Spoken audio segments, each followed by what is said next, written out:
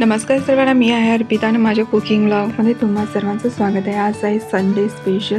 मी इडली बनवलेली आहे आणि पावसाळ्यातसुद्धा चांगलं पीठ फर्मंट होण्यासाठी फुगण्यासाठी काय करायचं त्याच्यासाठी एक ट्रिक आहे। मी आदल्या दिवशी 8 तासासाठी डाळ आणि तांदूळ, उडदाची डाळ 1 वाटी आणि 4 वाटी जाड्या तांदूळ घेतला होता।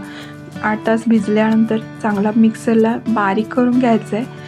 थोडंसं पाणी घातलेलं आहे आपण जे भिजवण्यासाठी तांदूळ आणि डाळ घातलेलं होतं पाणी, तेच पाणी मी ह्याच्यामध्ये ॲड केलेलं आहे आणि चांगलं फाईन पेस्ट करायचे। आणि हा कुकर जो गॅसवरती ठेवून एक अर्धा मिनटासाठी कोमट एकदम करायचं आहे कुकर, आणि त्याच्यामध्ये हे बारीक केलेलं पीठ सर्व मी घातलेलं आहे।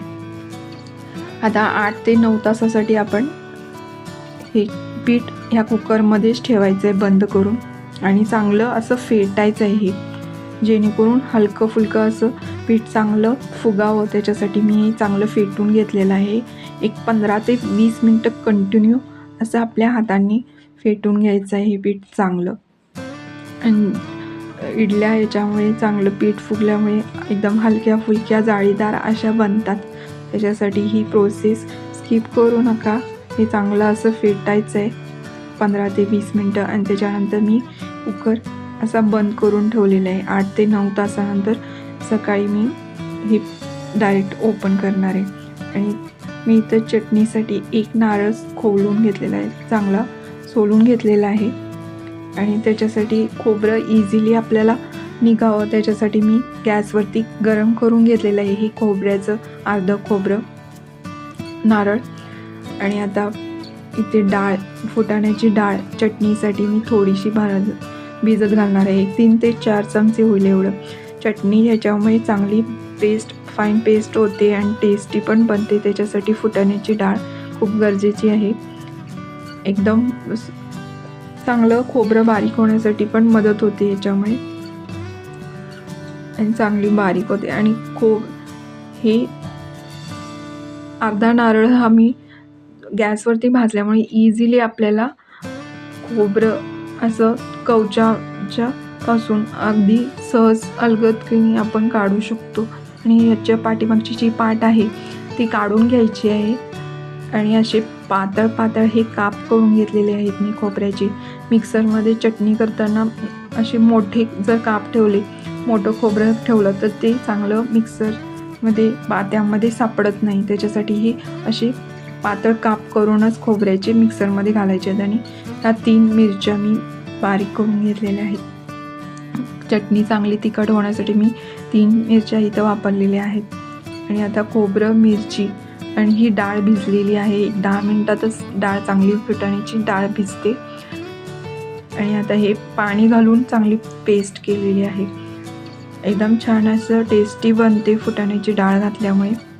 आणि आपलं पीठ हे पाहू शकता एकदम छान जाळीदार असं फुगलेलं आहे पूर्ण। पावसाळ्यातसुद्धा आपल्याला इझिली, उन्हाळ्यात काय आपलं पीठ हे चांगलं फुगतं, काही प्रॉब्लेम येत नाही, पण पावसाळ्यामध्ये फुगत नाही। त्याच्यासाठी मी हे असं कुकरमध्ये पॅक करून ठेवलं होतं 8 तास, आणि पाहू शकता एकदम छान असं फुगलेलं आहे, एकदम जाळी आलेली आहे चांगली।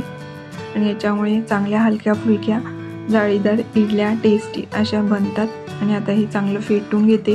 ह्याच्यामध्ये चवीनुसार मीठ घालून घ्यायचं आहे, बाकी आपल्याला काही ॲड करायचं नाही ह्याच्यामध्ये।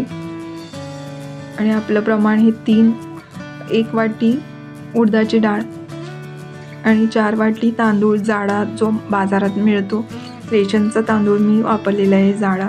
आणि आपल्याला रेशनचा तांदूळ नसेल तर बाजारात जो जाडा तांदूळ मिळतो तो घालायचा आहे, वापरायचा आहे।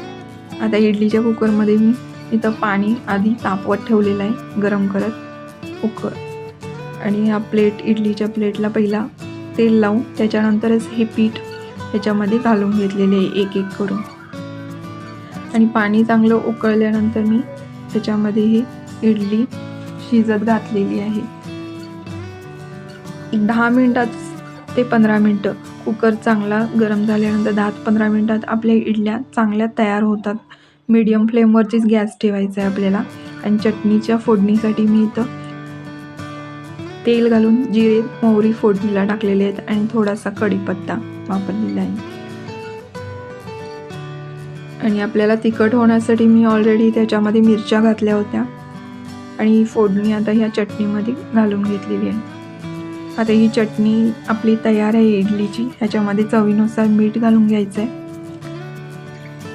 आणि आपल्याला ॲड करून घ्यायचं आहे पाणी. जितकं हवं असेल तेवढं चटणीमध्ये तुम्ही पाणी ॲड करून घ्यायचे आहे आणि पातळ आपल्याला जशी पाहिजे कन्सिस्टन्सी तशी. आणि इडल्यासुद्धा आपल्या ह्या 15 ते 20 मिनटामध्ये तयार आहेत. एकदम छान अशा जाळीदार इडल्या झालेल्या आहेत एकदम. हे आपल्याला सांबरसाठी मी डाळ ऑलरेडी शिजवून ठेवली होती, तुरीची डाळ. आता इथं फोडणीसाठी मी जिरं, मोहरी आणि कांदा घातलेला आहे आणि कढीपत्ता.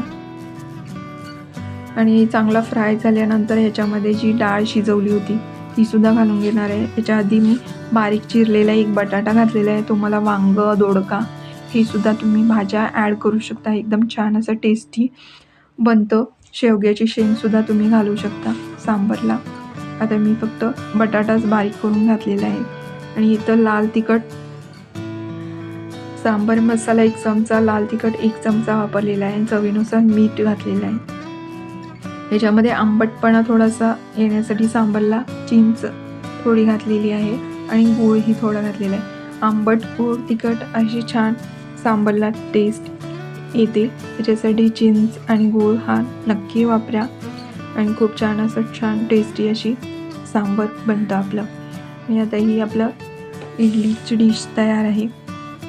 हा माझा ब्लॉग तुम्हाला कसा वाटला आहे नक्की तुम्ही कमेंट करून सांगा. माझे व्हिडिओ तुम्ही शेअर करत नसाल तर नक्की शेअर करा.